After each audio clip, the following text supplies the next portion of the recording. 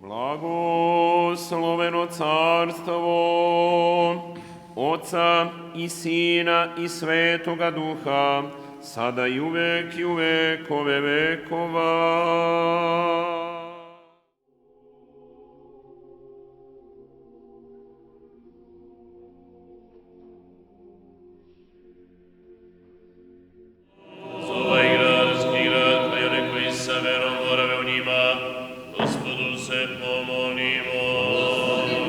Blagorastvorenje vazduha, za izobilje plodova zemaljskih i vremena mirna, Gospodu se pomolimo.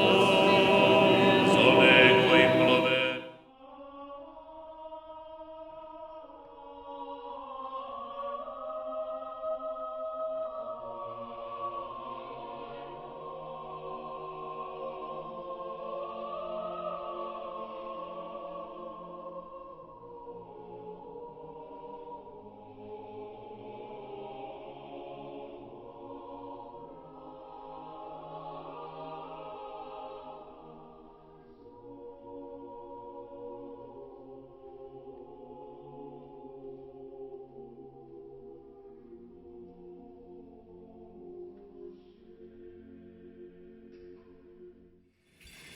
Ako je dakle savršenstvo bilo postignuto kroz levitsko sveštenstvo, jer je narod njime doveden pod zakon, zašto je bilo još potrebno govoriti da će se pojaviti drugi sveštenik po činu Melhisedekovu, a ne po činu Aronovu?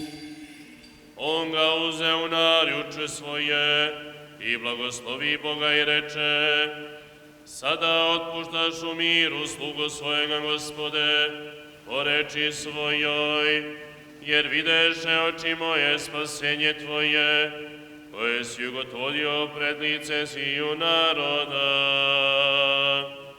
Svetlost da prosvećuje neznabošce i slavu naroda Tvojega Izraila.